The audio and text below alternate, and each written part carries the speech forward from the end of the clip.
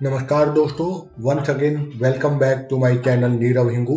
और आज के इस महा एपिसोड में, सॉरी मैंने महा बोल दिया, पर कहीं न कहीं महा एपिसोड ही है, क्योंकि आज के इस एपिसोड में हम बात करेंगे जगत जननी माँ पार्वती का एक और अद्वितीय रूप बगलामुखी का, जिसको वल्कामुखी भी कहते हैं, जिसको पीताम्बरा भी कहते हैं।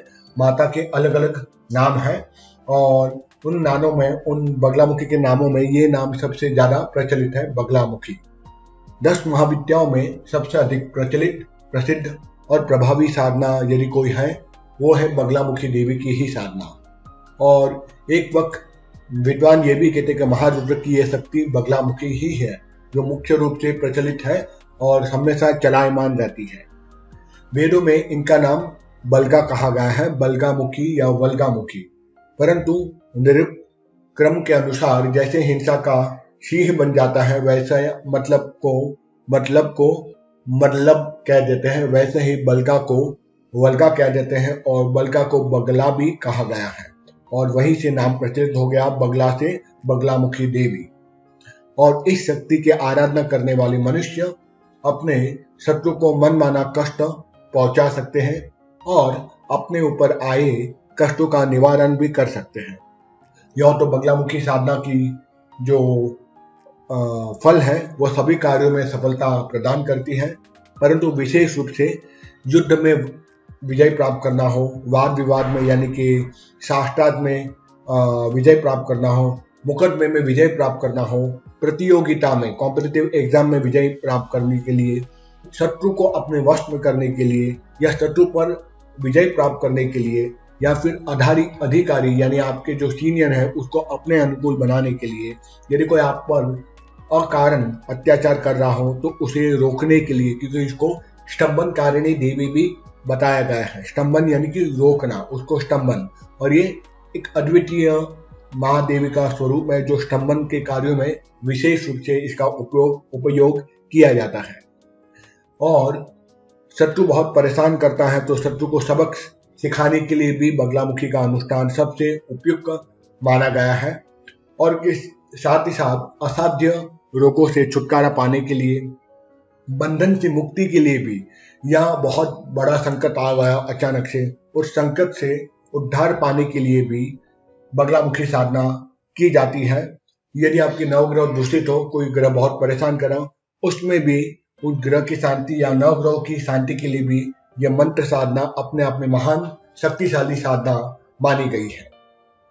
निजाम जो हैदराबाद के हैं, वो कहते हैं मुसलमान होते हुए भी भगवती बगलामुखी की साधना में पूर्ण श्रद्धा रखते थे और उनके यहाँ भगवती का पाठ पूजन करने के लिए कई पीढ़ियों तक ब्राह्मण परिवार नियुक्त किया गया था। ये तो उस टाइम की बात है, अभी तो मुझे नहीं पता।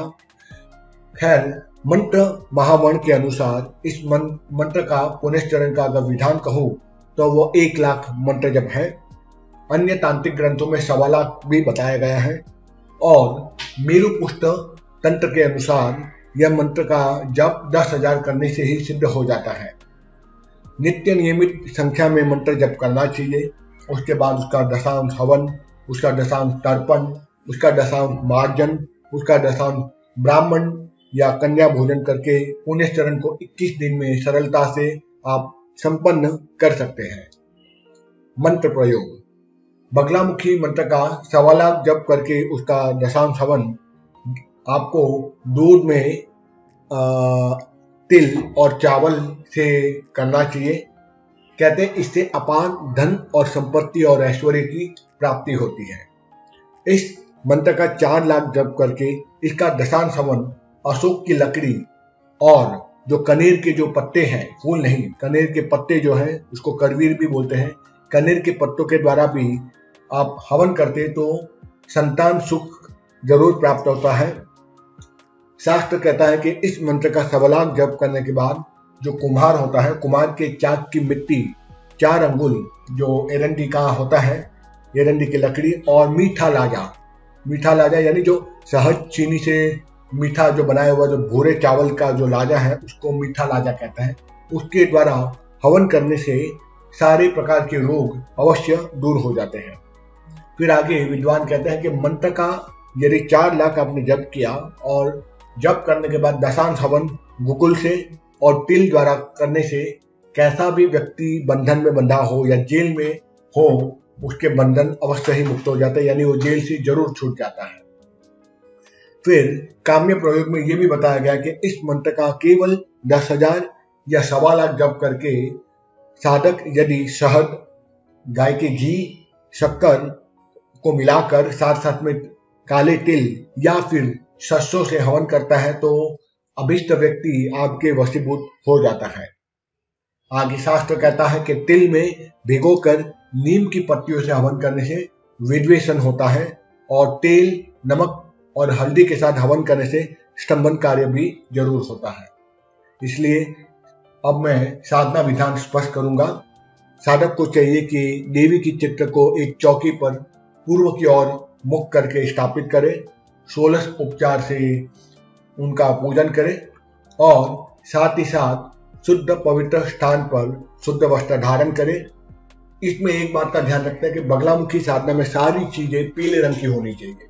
पीला फर्श होना चाहिए, पीली सीलिंग होनी चाहिए, पीले रंग का धोती होनी चाहिए। यदि आप पुरुष है तो पीले रंग की धोती पहने, पीले रंग की चादर ओढ़ ले, स्त्री है तो पीले रंग के कपड़े पहने, चाहे हर चीज पीले रंग की ब्लाउज हो, पीले रंग का लहंगा हो, पीले रंग का साड़ी हो, जो भी आप है पर पीले रंग ही होनी चाहिए हर चीज।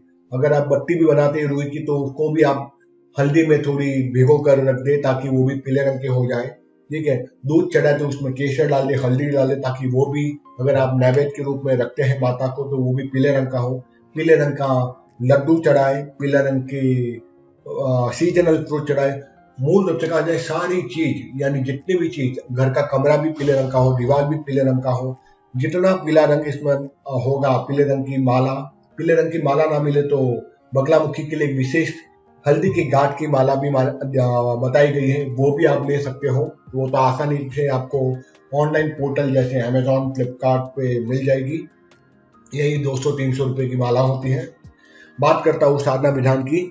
इस साधना में पीला वस्त्र, पीला आसन, पीली माला, गंध, पीले अक्षत, पुष्प, फल आदि सब पीले रंग के होने चाहिए। पूजा में बगलामुखी यंत्र की स्थापना जरूर करनी चाहिए। ना हो तो आप भोट पत्र लेकर केसर को और हल्दी को मिलाकर अनार की कलम से ये यंत्र बना सकते हैं। आप स्क्रीन में देखोगे बीच में यंत्र आएगा, यंत्र को आप वीडियो को पॉज करके यंत्र खुद बना सकते हो। और उसके बाद केसर, चंदन या हल्दी से तिलक करें यंत्रों पर। शांति कर्मों के लिए ईशान कोण की ओर बैठकर मंत्र जप करें। वशीकरण के लिए उत्तर की ओर, स्तंभन के लिए पूर्व की ओर, विद्वेषण के लिए नैऋत्य कोण की ओर और उच्चाटन में वायव्य कोण की ओर, मारण में अग्नि की ओर और धन प्राप्ति के लिए पश्चिम दिशा की ओर मुख करके जप करना चाहिए। पुनश्चरण काल में भोजन भी, मैंने कहा सब कुछ पीले रंग का होना चाहिए तो भोजन भी पीले रंग का ही होना चाहिए।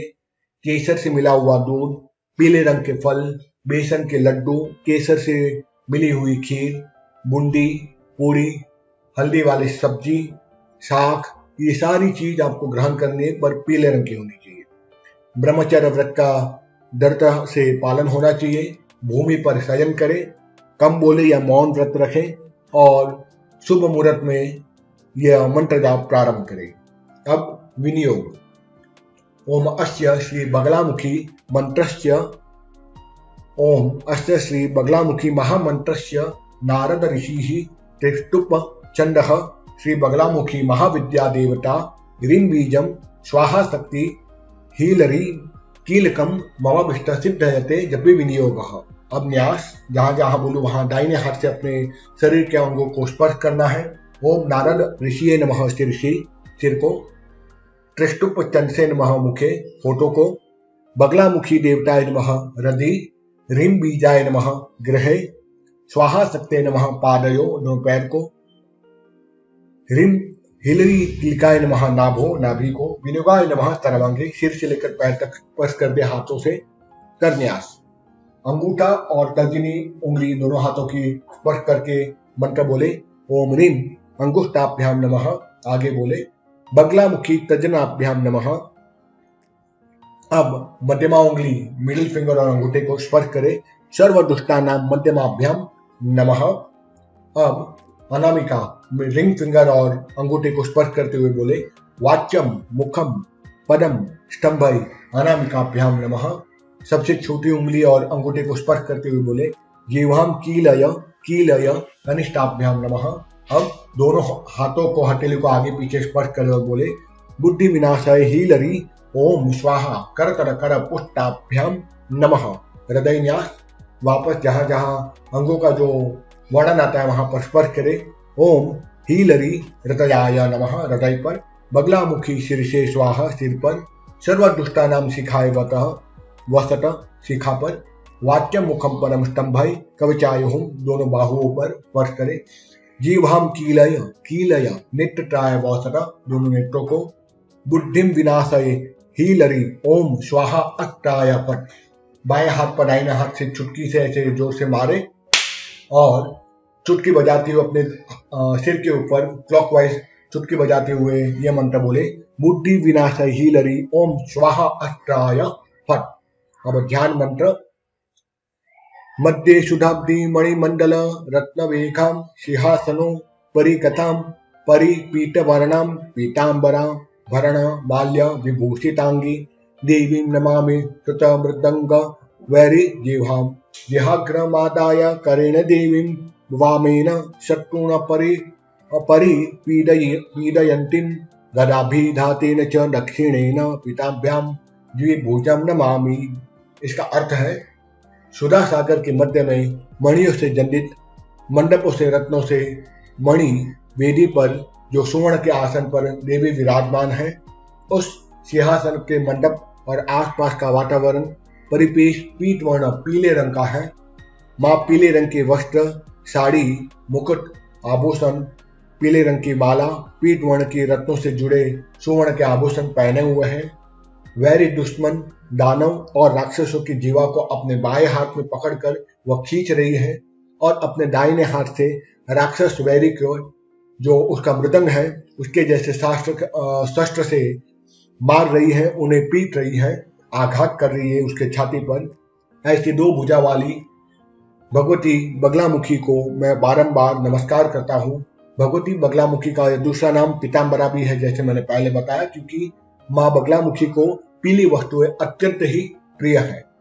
अब 16 अक्षरों वाला वह मंत्र जिसके स्वरूप का वर्णन तंत्र शास्त्र में किया गया है, उसको आप शुद्ध मन से बहुत धीमे से अच्छे से मंत्र का उच्चारण करें। मैं मंत्र उच्चारण कर रहा हूँ।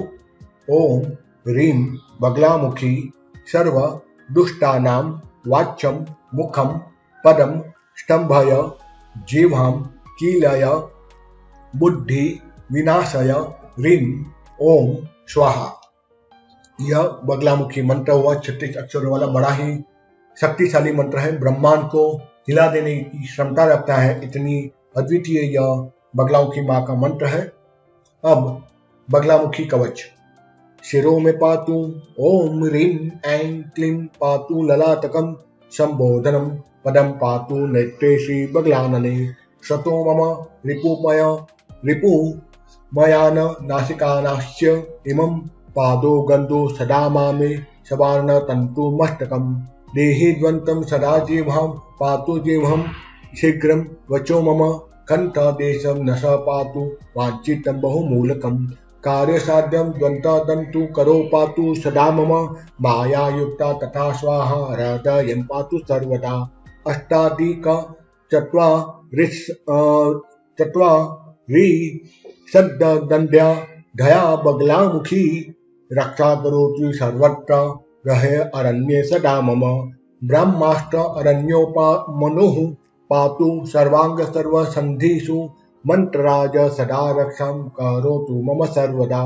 ओम ह्रीं पातु नाभिदेशं कति मे बगला अवस्तु मुखी वर्ण द्वयं पातु लिंगम मे मुस्कं युग्मकम जानूनि सर्वदुष्टानां पातु मे पंचवर्ण पंचकं वाच्यं मुखं तथा पादं सत्यवर्णा परमेश्वरी जंगायुग में सदा पातु बगला रिपु मोहिनी स्तंभ्यायेति पदम पुष्टम पातु वर्णत्रयं मम जिह्वां वर्णद्वयं पातु गुल्फे मैं कीलयेति च पाद्वोर्ध्वे सर्वदा पातु बुद्धि पाद तले मम विनाशन पदम पातु पाद गुल्मे नखानि मे ह्रीं बीजं सर्वदा पातु बुद्धि इंद्र पंचामि मे सर्वांगं प्रणव पातु स्वाहा रोमाणि मे वस्तु ब्राह्मी पूर्वदले पातु चांगनेया विष्णुवल्लभा माहेशी दक्षिणे पातु चामुंडा राक्षसे अवस्तु कौमारी पश्चिमे पातु वायव्ये चापराजिता वाराही चौतरे पातु नारसिंही शिव अवस्तु शिवे अवस्तु उद्वा पातु महालक्ष्मी पाताले शारदा अवस्तु इष्टस्यो शक्तस्य पातु या सा यु दासश्च शवाहना राजद्वारे महादुर्गे पातु मम गणनायक श्मशाने जलमध्ये च भैरवश्च सदावस्तु द्विभुजा रक्तवसना सर्वाभरणभूषिता। इस प्रकार यह बगलामुखी कवच यहाँ समाप्त हुआ और इसी के साथ यह विधान भी संपूर्ण हुआ। मुझे सुनने के लिए, शांति से सुनने के लिए बारंबार धन्यवाद। आप में बैठी माँ जगदम्बा को, बगलामुखी के स्वरूप को नमन करता हूँ। मिलता हूँ अगले एपिसोड में एक और महाविद्या का साधना विधान के साथ। तब तक के लिए जय माँ बगले।